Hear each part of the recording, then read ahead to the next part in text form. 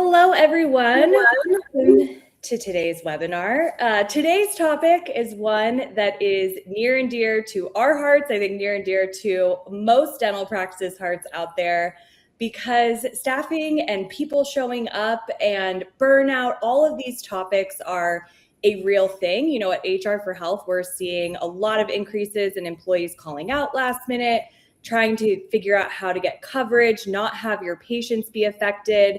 And there are a lot of different root causes for why these actions can be happening. And we do address a lot of those aspects in some other webinars that we conduct and some other content. But today is really about what do we do next? Like, how can we get smarter about anticipating employees' requests for a more flexible schedule? That's really kind of the direction that things are going, and what do we do about that so that we're not, left empty-handed or, having our patients be affected.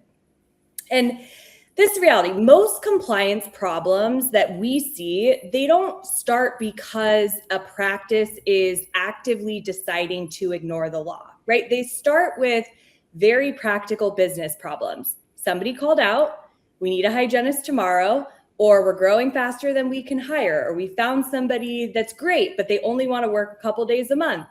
And the practice solves this immediate problem without stopping to ask what that employment relationship is that they may have just created. And so staffing and compliance are often seen as kind of two separate conversations, two separate relationships, where staffing is asking, how do I get somebody in on Tuesday? And compliance is asking, like, what is the legal relationship with that person once they're there? And the problem can start if the practice does not get to separate those two questions, right? Those things are interconnected. When you're short-staffed, your priority is, of course, patient care. You want to keep your schedule moving. But the way that you solve that problem can lead to creating payroll, wage and hour, tax law issues, other obligations. So today is absolutely not about telling you to not use temporary staffing solutions. It's actually completely the opposite.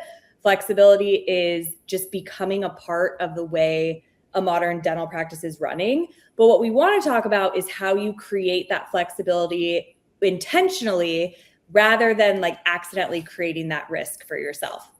So I'm Jill Hasselmann. I'm our Chief Growth Officer here at HR for Health. I've been with HR for Health for going on 13 years now at this point. I have myself personally, I manage a lot of people internally, both W-2s, independent contractors.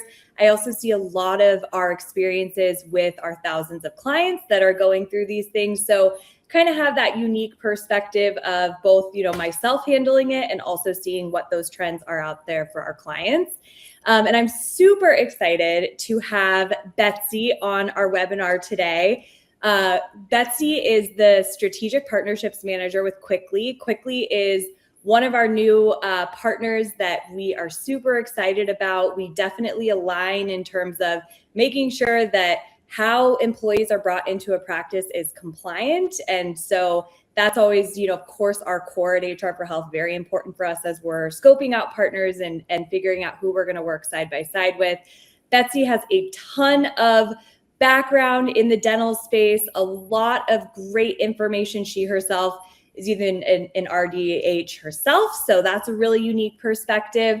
I do want to give a little caveat. Betsy is a trooper. She has strep throat. And so a lot of this webinar was going to be her talking. She is still going to do some talking, but we're going to try to let her rest her voice as much as possible so she's not in pain. But welcome, Betsy. We are super excited to talk. Thanks for having me, Jill. All right, so here's what we're going to go through today. We're going to kind of set the stage of why has dental staffing become more complicated. Kwikly has a ton of data and background and insight into what are the trends, what are employees wanting, how do you kind of meet that demand while also meeting the practice's needs and the patient's needs and kind of marrying those two things. Then we're going to talk about some of the compliance risks that can happen and go through a couple like real scenarios of, okay, here's the situation. What questions do we need to ask ourselves to figure out if somebody is classified correctly? Then if we do find somebody's misclassified, what do we do? What does that mean? And then Betsy's also going to be talking about how practices are using that flexibility component and also, staying compliant and how to bring in those best practices. As usual, if you've been on one of our webinars before, we are going to do our best to leave time for Q&A at the end. Again, because of Betsy's situation, if we are not able to get to your specific question, please still submit it in the Q&A or in the chat, and we will absolutely follow up with you independently or individually if for whatever reason we're not able to get to it today. All right, let's jump into it. So why has dental staffing become more complicated? And Betsy, I'm going to kind of kick this off to you of, the different situations, what you guys are seeing, what are the challenges, how are people dealing with it? Absolutely. So staffing challenges in dentistry have definitely changed over the last few years.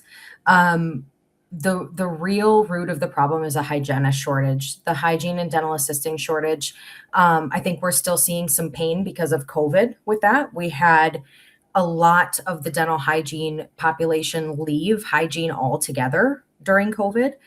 So we're still kind of playing catch up with that, trying to do advocacy for the profession and make sure that we can get new hygienists in the workforce. In most other industries, it's an employer's market, and in dentistry, it's definitely the employee market right now. Another pain point that a lot of practices are seeing are, of course, last minute call-offs. What does your practice do when this happens? What is your policy and procedure for when you have last minute call-outs? Are we canceling full columns of patients, and how can we kind of prevent that backlog from happening?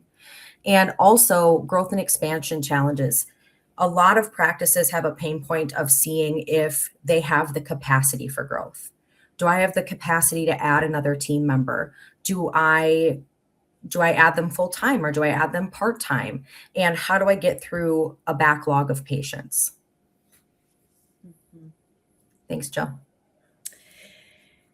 So what can they do about it? Yeah.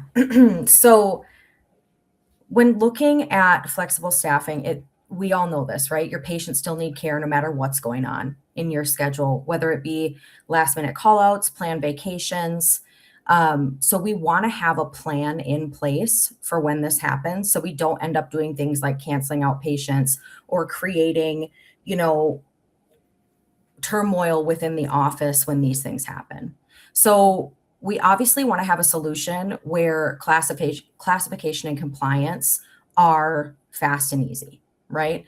I know here at Kwikly, we make sure that all of the temporary employees that we bring into the office are W-2 employees of Kwikly.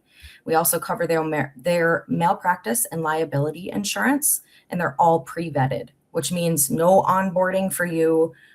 We have all of that on us. We interview all of the professionals internally first. We check references, make sure that their licensure is up to date, and all of their compliance credentials are up to date. So you want something fast and something that has you covered on the back end as well. Yeah, really important, again, marrying those two things of we need to fill this spot, but we want to make sure we're not creating like a bigger issue for ourselves down the road. And exactly. This is where I think some of these misconceptions or rumors or, just information that's out there of some people are very strongly temp should be 1099. Some people are very strongly temp should be W-2. Right. Some people are not even thinking about it. They're letting the employee lead that conversation of how the employee wants to be, paid and classified. And so again, bringing in these resources at this point, like a resource like Kwikly, I think is a must. It is everything that Betsy just mentioned of the vetting and making sure that the insurance is correct, making sure that this person is qualified. That takes a lot of time trying to place somebody that might be with you once a month, let's say. And so with, the need to fill those spots and keeping up with employees being out, it is really important to have a structure like this set up for yourself, but also understanding why that classification is so important. So, and Jill, just to add, sorry to interrupt, but just to add, so when we have these short notice call outs, we think, oh, they're not happening that often. I can just cancel a column of patients and move on, right? Well, that creates a bunch of other issues that we don't stop and think about before just going through and canceling those patients. For one, a lot of those patients will not call back and reschedule, which means that we're pushing out the standard of care months after they were actually due. So when we think about it, if we're scheduling 3 months out, we're scheduling into our perio patients. When we're scheduling 6 months out, we're scheduling into our prophy patients, which then waterfall affects our new patient openings and our actual perio treatment openings. So it's just kind of like this rolling ball of we're becoming backlogged more and more just by rescheduling that one day of hygiene, which puts a big damper into revenue as well. Yeah, and puts stress on the team. It messes up that flow. Exactly. That's such a good point. That ripple effect is very important to look at. It's not just this is a today problem. It's what is this going to affect moving forward too? 100%.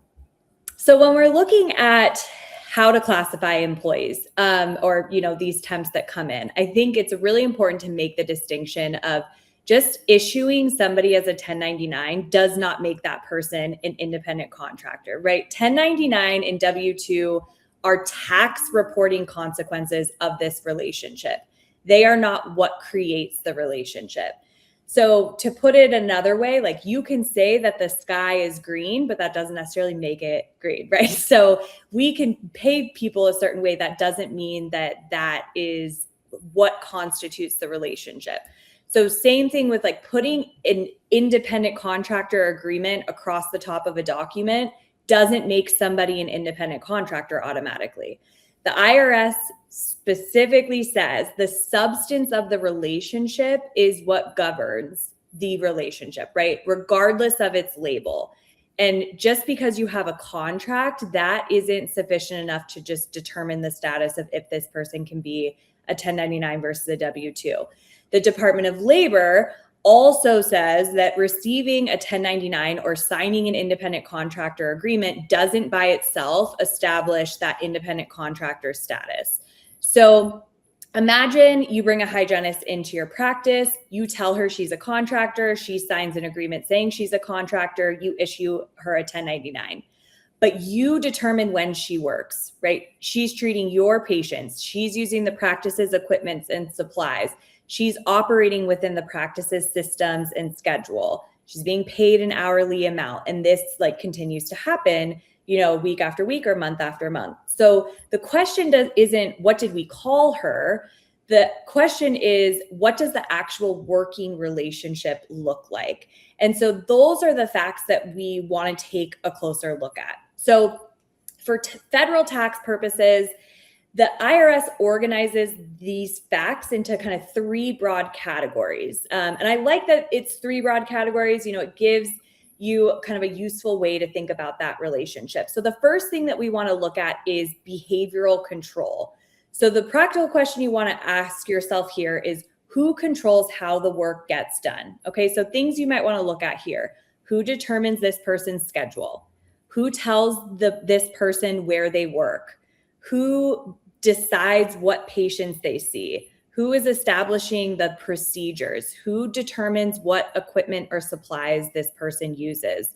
Is this person trained on practice-specific processes? And then maybe most importantly, how closely is this person's work directed or evaluated? So this is where the IRS is emphasizing that right to control really matters, even when the business isn't constantly exercising that control. So for example, we will hear, well, I don't supervise my hygienist clinically, right? She's licensed, she knows what she's doing. And the thing is, professional independence isn't necessarily the same thing as being like an independent business. So a highly skilled person can still be an employee. So that's the first thing we want to look at. The second is financial control. So this is this person actually operating an independent business? So the things you want to consider here is, do they have meaningful business expenses? Have they made a meaningful investment in their business? Do they make their services available to the market, in general? Can their decisions affect their individual profit or loss? How are they paid? Again, who's providing the tools and equipment? So the IRS identifies investment, unreimbursed expenses, opportunity for profit or loss, at a method of payment among the financial control considerations that we're looking at. So when you're looking at this, you want to make the distinction. There's a difference between somebody having multiple jobs, right? Somebody working in multiple practices and somebody operating as an independent business themselves. The third piece is the relationship of the parties, right? So what does this relationship actually look like over time? So what you want to look at here is there a written agreement? Are benefits offered? Is this, again, an ongoing relationship? Is this person performing something central to my business? How permanent is the relationship? So again, the IRS is considering whether the services are a key activity of the business. So again, let's look at a hygienist. A hygienist performing hygiene services inside a dental practice isn't performing something unrelated to that dental practice, right? That's not like a side function. That is part of what the practice does. So the thing also to know here is no single fact of this gives us the answer, right? We're looking at the total relationship. Like there's no magic number within these factors. It's you have to weigh the entire relationship. And another reason classification can get complicated is that there isn't necessarily one test that applies everywhere, right? It's unfortunate, but it is just the reality. Like the IRS is looking at classification for federal tax purposes, right? That's what the IRS cares about. The Department of Labor is looking at employment under like a wage and hour analysis. So, and then on top of that, so you have those two departments who are kind of looking at different things. IRS is looking at are taxes being filed correctly. Department of Labor is looking at is this person being paid correctly and getting the benefits they're supposed to get. And then you have individual states that are imposing their own standards. So all of that being said, you don't have to walk away from here memorizing that 3-part test, like assuming you've solved classification everywhere. It's more of, I want you to think about, we're looking at beyond the label, right? Just saying this person's a 1099 and really looking at what's the reality of that relationship. That's, what is the most accurate North Star that you can look at. And as of today, the Department of Labor has proposed revising its federal classification framework. So updates are always happening. Again, that's part of HR for Health's job for our clients, for the marketplace in general, is letting you know as these things change. But this isn't like a one size fits all. This is really hoping that you understand that awareness of these are really important questions to ask. And then that's why we're here as resources to help you to walk through, the specifics of your situation. Hey, Jen, I just wanted to add to the relationship part as well. Yeah. I like to put it really simply for our dental practices and our dental staff. I think of it like this, right? So as a licensed dental hygienist, I am working under the supervision of a doctor, right? We have varying levels of supervision that it has to be. Does the doctor have to be on site? Do they have to be off site? Do they, all of these different factors. But if you are only licensed under the supervision of somebody else, can you technically be classified as independent? Mm-hmm. So the ADA also has a stance on this, saying, since we actually have to be under the license of a dentist, we technically can't be independent either. That goes for dental assistants as well, because there are so many different tiers of supervision in dentistry. So I just wanted to make sure that I touched on that from the dental perspective as well. Yes, thank you. That is super important. Yeah, it's, and I think when you really boil it down, the word independent and independent contractor is your biggest clue of, is this person truly independent? and that's when you want to start digging deep. And that's actually where we're going to go into next. So we want to give some real scenarios of, common things that we see and kind of talk through, okay, what questions should we ask ourselves? What's potentially risky about this scenario? And so before we go into kind of the risks, Betsy, from a strategic perspective of a hygienist wanting to pick up several shifts at several different practices, what are you seeing there? I know that that's more of like a want, a need, but how common are you seeing that is? As far as a hygiene standpoint, it's very common, right? Temporary staffing has really given a specific demographic, which is a large part of the dental hygiene community, is those younger working moms, right? Mm, So it's given them a lot of flexibility in their schedules. And we're seeing them have a permanent position as well as be able to pick up extra days, whether their permanent practice or their permanent home is closed on Fridays, they're picking up Fridays. A lot of the things that we see the hygienist not looking at as well is the 1099 contractor and withholding taxes for the end of the year. So they're mhm. kind of getting themselves in a pickle, not withholding. It looks like they're making more money the day of, right? Yeah. But they're not thinking of the repercussions that come afterwards, as well as that, compliance risk, that malpractice liability, not being an onboarded W-2 employee, all the risk that they put them in. But it's a very, very common thing in the hygiene community right now. We have about 90,000 dental professionals on our platform nationwide. So it's pretty large. Yeah, they have the data to back that up. And Yes. I think that the benefits part is super important when we're looking at this. Like when, we touched on COVID earlier, and I know that that was years ago, but I do think it's a very good example of, when practices were closing and we at HR for Health were inundated with, well, what do I do with my team? I don't want to, let them go. They're a really good person, but I, can't be open. I can't be seeing patients. The advice that was being given out there was furlough them, let them file for unemployment, and they can, get some income while they wait for things to normalize. Well, the issue is when you're classifying somebody as an independent contractor, to Betsy's point, you're not paying into unemployment insurance for that person.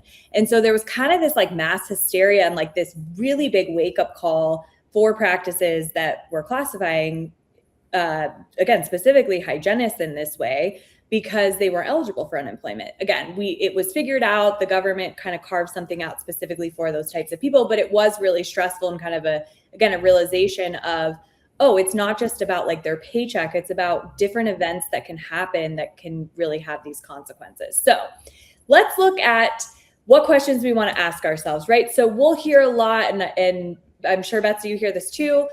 My hygienist, this person, she works in 5 different practices, so she should be an independent contractor.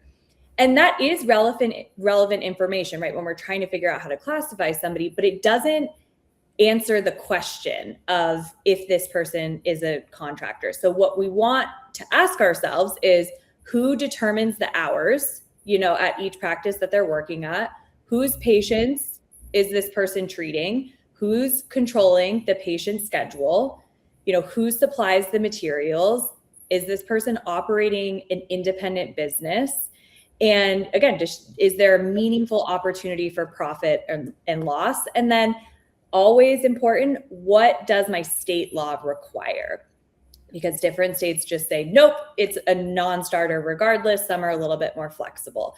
So again, working for multiple practices does not by itself make somebody an independent contractor. It is a consideration, but it's just one factor within the overall relationship. So, and this is where people sometimes confuse like the independence of scheduling with the independent of like actually operating as a business themselves. It's not necessarily the same.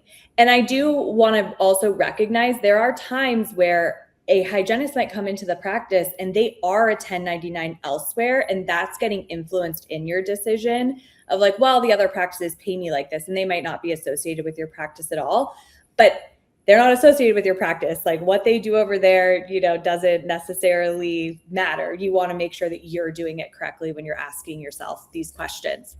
And Jill, So, that's the beauty of yeah. working through a dental platform like Kwikly, is because Mm, they're onboarded as our employee, and we can send them to 5 different practices, but they are still our employee. They're on our payroll. They have our liability. All of yep. the compliance things are taken care of, and then your office doesn't even have to think about what are other people doing? Yep. What am I supposed to do? We take care of all of that for you. Yeah, exactly. Okay, so let's look at somebody started as a temp, DA, and initially the practice just needed coverage for, let's say, 2 Tuesdays, within a month. 6 months later, she's still there every Tuesday. And so at what point did that temporary solution become an ongoing workforce relationship, right? So the things that you want to consider here is the regular recurring schedule, the indefinite duration, right? There's no contract of like when this starts and ends. Is the practice directing the work for this person? Are they now following systems and procedures of the practice? Are they working alongside just regular employees? Again, are they paid by the hour? And is that work that they're doing central to the normal practice operations? So again, the word temporary doesn't decide classifications. There isn't a rule out there that says somebody becomes an employee after X number of shifts. Again, we're looking at the facts of the relationship and how that's operating. So the IRS treats an expectation of an indefinite continuing relationship as evidence that that's relevant to the employee status, meaning they're likely an employee. But again, it's part of that overall analysis. So something to keep in mind. Yeah, and long-term temporary shifts are definitely something that's common. So we facilitate a lot of maternity leaves. Those can be up to 6 months in duration. But let's say that you find a temporary employee that you want to onboard and have as a permanent fixture in your practice. That's something that we encourage. So, if you want to offer a job to a temporary staff member and then fully onboard them as to your W-2 employee, that's definitely something that's a possibility with these long-term temporary assignments. Yep. Okay, our last scenario. So an associate dentist works primarily for one practice. So we hear this all the time. They're a dentist, they're a licensed professional, they're an associate. That makes them an independent contractor. And again, that professional license tells us that that person is qualified to practice dentistry, right? Absolutely. But it doesn't automatically answer that employment classification question. So these are the questions you want to ask yourself of who is setting their schedule, who establishes their fees, who is supplying their patients, who is handling their billing and their collections, and who is providing their equipment and their team members that are working with them, side by side. Can the dentist meaningfully affect profit or loss through their decisions that they're making? And is that dentist independently marketing a separate business? So all of this, again, really does come down to control. The IRS guidance specifically says that professionals such as doctors may be independent contractors, but status still depends on the facts in each relationship. So again, keep in mind, high compensation doesn't determine classification. A professional license doesn't determine classification. Working part-time doesn't determine classification. And a contract doesn't confirm classification. You really have to analyze the relationship. And one thing that as we move into kind of what do we do if we find out somebody is misclassified, something we see very common at HR for Health is, and we get so many questions about this, is working interviews, right? There's a kind of, there's a fear of, well, I don't know if this person's going to work out. I don't know if because we see it, right? They'll say, their resume looks amazing. They know every PMS on the planet. They come in, they don't even know how to open the computer. We see it. We know that sometimes people feel duped. I don't know if this person's the right fit. But there's a lot of pitfalls that can happen with trying to do working interviews in a way that kind of cuts corners, employment claims can come into play. I always say, there's one time in person and a live event that I talked about working interviews, and I swear the audience would have thrown tomatoes at me if they had them. They were so mad about what I was saying because the compliance aspects of a working interview really frustrate people. And so all that to be said is having a solution like Kwikly helps it. You can almost position it as doing a working interview, bringing this person in, already feeling confident that they're vetted, but not having to worry about cutting the corners. Am I giving them a gift card? All that messiness that we hear. It's a really nice way to, right from the beginning, make sure you're not letting these misclassification issues happen. And make sure they fit with your patients, right? So it's another really great way to just say, hey, do they mesh well with my patients and my other staff? Rather than having them in for an interview where you don't get to know any of those things, you can bring them in for 5 shifts or 2 shifts and just make sure that it's the right fit for your practice. Yeah. And so if you're sitting here going, all right, Jill, Betsy, yep, I'm probably misclassifying in people, but it's not a big deal. What's the worst that can happen? The thing that's important to remember here is misclassification doesn't always get discovered because somebody audits your practice out of nowhere. It could definitely happen. Again, there's different departments, there's multiple departments in our government that care about this issue. But mostly it happens because of something just kind of ordinary that is within usual course of business. So one thing to think about is an unemployment claim. Remember what I mentioned about COVID, how independent contractors are not paying into unemployment. So something might happen. Maybe you're not scheduling them anymore. Maybe a life event happens. They go to file for unemployment and the practice says, well, they're not an employee. That's how you respond back. That can open up a whole can of worms because that unemployment agency might be like, well, what do you mean they're not an employee? Like, so now the question of classification is on the table. I was talking with a very large DSO that this literally unraveled for them because they had an associate that was a 1099 that went on pregnancy leave and filed for that disability with the state. And then the state went, wait a second, why are you an independent contractor? You shouldn't be, and it opened up this whole thing. So the other things that can come up is a wage claim, right? So somebody says, I worked additional hours, I wasn't paid properly. And before you even get to like calculating those wages, you have to determine whether that individual was actually an employee that is entitled to those wage protections. Again, workers' comp issue, someone gets hurt while working. Now it's like, okay, well, who employed this person? And that question is super important when, workers' comp issue comes up. Also tax issues like Betsy kind of alluded to, where you're not paying into taxes for the whole year. And then all of a sudden this big tax bill happens. And there can be a lot of consequences about that because that misclassification puts them in a situation where they're liable like for those taxes. And that's not a great experience for them. I don't think they would want to continue probably working for that practice if that happens for them. So it's really a domino effect of what we're looking at. Like one decision on how you're classifying can potentially touch multiple systems, right? So these exposures can involve like the federal and state payroll taxes, of course, minimum wage, overtime requirements. If they are supposed to be an employee and you have meal and rest breaks for requirements under your state laws, they're not getting those. Workers' comp, unemployment insurance. If there's benefits that are required to give an employee and they should be getting those, but they're a 1099, record keeping, all the things that go into managing an employee that you're not doing if somebody's incorrectly classified. So it's not just a tax question. It's definitely can be HR, payroll, wage and hour, insurance, benefits, all those questions are roped into one. So that's anything you have to add there? You covered it all, Jill. That was perfect. Okay, good. So let's talk about how we can fix this, right? If we're feeling overwhelmed, the great thing again about Kwikly is not only do we trust the way that they're onboarding people and making sure they're paid right and classified right, all those things, but also they have a ton of data that they look at of, how are larger groups using this strategy? And then, how does that even apply to smaller practices? So I want to let Betsy kind of talk through those pieces. Yeah. So how are larger practices thinking about staffing?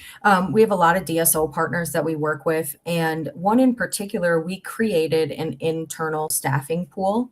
So essentially what they get to do is they get to stay internal first. So let's say this practice has 30 locations in the Minneapolis metro area. They can essentially put a shift out there if they have a short notice cancel, or if they have a planned vacation for one of their internal staff, and release it to the rest of the internal staff at nearby locations. That way, these professionals already know their policies, they know their patient base, they know what type of practice they are. So we can use internal staff pools first. And then it would waterfall to external W-2 staffing solutions, which would be our pool. So then it waterfalls to Kwikly when somebody internally cannot pick up that shift. So that would be that hybrid workforce model. And then planning for coverage before emergencies happen is such an important piece. We've noticed that having these solutions in place really lessens your internal staff's burnout. So let's say that they're trying to plan family vacations for the summer, and you say, I just can't give you that time off. That's our busiest time of year, right? Everybody's trying to get in for back to school, all of these things. When you have a staffing solution that is you're covered with W-2 and compliance solutions that you can have come in and easily integrate with your patients, that's something that you can offer your internal staff. Or let's say a mother has a child that's sick. And, as dental professionals, we've all been there. I hate calling in because I know that they have to reschedule patients. I know that it puts a huge stress on other internal employees. So just having a solution that you can call at 5 a.m. and say, hey, I need some help. And we're able to send somebody in and do that. That takes so much stress off of your internal staff. Yeah. And for those of you on this webinar that are HR for Health clients, you're probably seeing in real time that synergy and why we wanted to partner with Kwikly, because, the employee scheduling is happening in our system. The time off requests are happening in our system. And so that visibility of where do I have gaps, where do I have open shifts, and being able to bring in a resource like Kwikly to help actually, fill those in a way that, we believe the practice is being protected is really important. So great things to think about.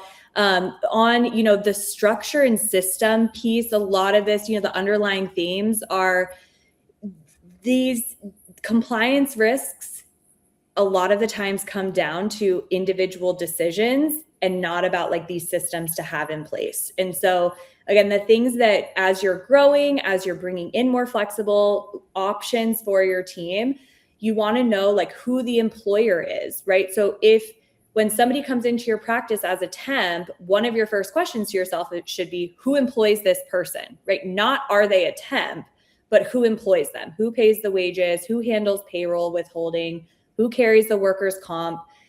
Who handles, documentation? All of those things. Like, what's my responsibility as a practice? And what's the responsibility of this solution? So as like Betsy was mentioning, using Kwikly as an example, they are the ones employing them. They are paying the wages, they're handling those insurance, all of that stuff. So that's one thing that you want to make sure you're looking at. The other piece that we see very commonly, we get a lot of questions from our clients on this, is the onboarding piece, right? There's a lack of consistency around onboarding temps that can, and like Betsy mentioned, the goal is, let's see if we can get this person temp to full-time or temp to part-time, having somebody that's consistently in there. And so being a temp doesn't mean having no documentation, right? So depending on the relationship that you've established, meaning are they a contractor, are they a W-2, you still need systems for that required employment documentation, verifying licensure, credentials, and even policy acknowledgments where appropriate. So I understand if, you're in a state that maybe has 20 new hire documents and you're like, oh, I don't want them to have to sit and read my whole handbook and take, a whole hour out of the morning. We understand that, but there are certain policies that you definitely want to make sure they're looking at: safety procedures, HIPAA, privacy, harassment policies, of course, timekeeping. How are they going to log their hours? How are they going to get paid? And then those practice specific protocols. So it's always a good idea to carve that time out as, much or little as you can when they first come in. Because the thing is, like, somebody being there for 3 days versus 3 years doesn't make those basic risks that you have disappear, right? They're still there regardless. And Jill, we actually carve time out in our shifts specifically for that. So offices are actually able to post shifts with 15 to 30 minutes in the beginning of the day to go over these compliance policies and procedures that you need to, as well as we have a time card where the employees actually clock in and out on our system, which then goes to the private practice or DSO or office manager, and they actually get to confirm or dispute the time card based on their hours. So it's something that we just take care of for you. That's very, very easy to build into any shift. Yeah. And that's actually exactly my next point. when it comes down to actually paying employees, knowing their hours, that accurate timekeeping is so important. You guys know I get on my soapbox if you've been on my webinars before about how important timekeeping is and having those records. Again, whether they're permanent, part-time, temp, like whatever it is, having informal of just, just text me your hours, or like that having flexibility within the workforce does not mean flexibility and informal once they're in the practice, right? So we want to make sure we're establishing both of those things. And the last thing I will say on this is, again, we see as practices are expanding, which that's the goal, right? We want to be able to fill these shifts. We want to keep growing the practice. It's very important. But we see that as they expand, the processes that worked maybe with 3, 4, 5 employees don't necessarily work with 15, 17, 20 employees, right? When it's smaller, it's like, well, everybody knows what's happening. As you start to grow, it's like, well, wait, who hired this person? I thought they were a contractor. Who approves their time? Which handbook did they get? Who's carrying the workers' comp? And nobody really knows the answer. So having that scalable compliance, it's so much easier to do it right from the beginning, using, a system like HR for Health, using systems like Kwikly, so that as you're scaling, you're not having to think about this and you're not answering these questions for yourself as people are showing up. Like you already have that solid foundation in place. A good way to use it as well is saying, can we scale? Do I have the capacity to scale? You can bring in a temp for 1 day a month. If you can fill that schedule, bring them in for 2 days a month. If you can fill those 2 schedules, bring them in for 4 days a month. Then you can, build that way, which puts your practice at less risk rather than hiring part-time or full-time and finding out, I just don't have the patient capacity to grow this way. So it's a really good compliant way to say, hey, do I have the ability to facilitate growth at the moment? Yeah, which is actually a great kind of segue, Betsy, into this next piece of what are these best practices that you're seeing? Because again, I know you have a lot of exposure to all different practice sizes. So what are you seeing is the best? 100%. So like I said, that capacity for growth, right? Can I bring in a temp once a month, see if I can fill that schedule? Then I bring them in twice a month, see if I can fill that schedule, and so on and so on. And then you end up adding in another permanent fixture of your practice with a whole nother hygiene chair. That way we're not getting that patient backlog and things like that. So this is how we see private practices using Kwikly the most. Building staffing contingency plans, like I mentioned before, making sure that we're keeping our internal staff happy, giving them the vacations that they need, as well as maternity leaves. I know that a lot of dental professionals feel that pain. What am I supposed to do when I'm out on maternity leave? They feel like they can't take the time that they need. So knowing that there's a backup plan in place, we all get so invested in the practices that we work in. So this is really kind of a weight off of internal staff as well. The biggest thing is having these in place before they happen. So we all know that we're always scrambling at the last minute to find something, but let's make sure that we have a backup plan to make sure that we can get your patients seen so we don't create that waterfall of backlog, like I mentioned before. And then prioritizing workforce sustainability, just making sure that you're staying in tune with your staff and with your internal staff, making sure that you have enough for growth, that you have enough to create backlog. Those are the biggest things that I see is all around planning with staffing. Yeah. And we don't want our employees to feel like they can't take time off if it's, Exactly. there for them, and feeling that stress of like, well, what do I do? Like, it's up to me to fill this shift.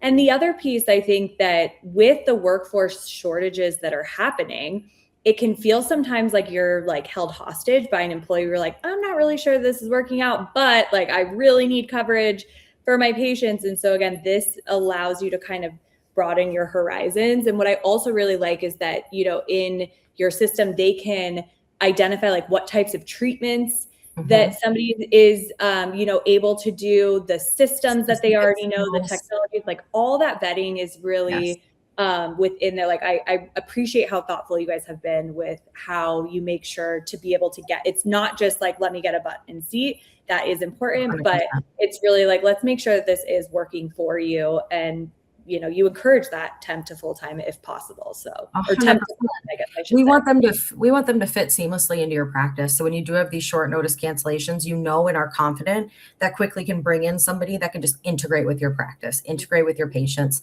and be right on the same level. And speaking into that, like you said, you get to add skills to each shift. So let's say that you work with open dental and that's a requirement. I don't have time to show somebody how to use open dental today. So we need to make sure that we have a hygienist in that knows how to do that. That's something that we can facilitate by adding skills onto a shift. We also recently launched a hygiene CE platform where we're able to make sure that our hygienists are up to date on the latest and greatest things in dentistry and making sure that their compliance is kept up to date. So they're able to log on and get the CEs needed for licensure. So there are really good things in place that we've really thought through to make sure that practices feel comfortable bringing in professionals to their practice.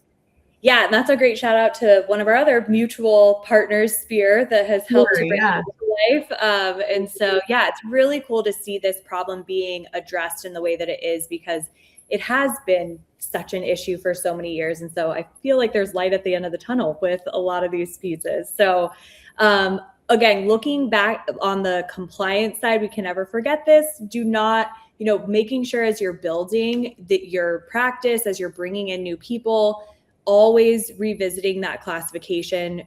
Don't assume because something was correct 3 years ago, it's necessarily correct today, because A, relationships change, but B, laws change, right? So if you're sitting here on this webinar being like, I think that I am doing things incorrectly, like, reach out to HR for help. We can help you to figure out not just how that person should be classified, but also what to do about it, and kind of talk through that individual situation. Again, don't rely back on just these labels, right? Of 1099 is not a job classification. Temporary employee is not a job classification. A signed agreement doesn't just mean that somebody is a 1099 automatically. So be careful not to fall back on that. Instead, ask yourself these, more curious questions of, instead of, can I 1099 this person, really asking yourself, what's the actual working relationship we're creating? And then I think, again, the factor that you always want support on is, what laws apply to us that I need to be aware of about employing this person. And really just creating that consistency, because we want these people to come back. If they're working with our patients, they're meshing with our team, we want to create a really good experience for them to want to be more committed to your practice and coming in. And again, that's really where this bridges into HR for Health and making sure these people have employee handbooks, they know your policies, they understand your stance on time off, they feel like, okay, I'm taken care of, I'm always paid correctly, I'm always paid on time, I know the policies, I know my insurance, I know who is managing me.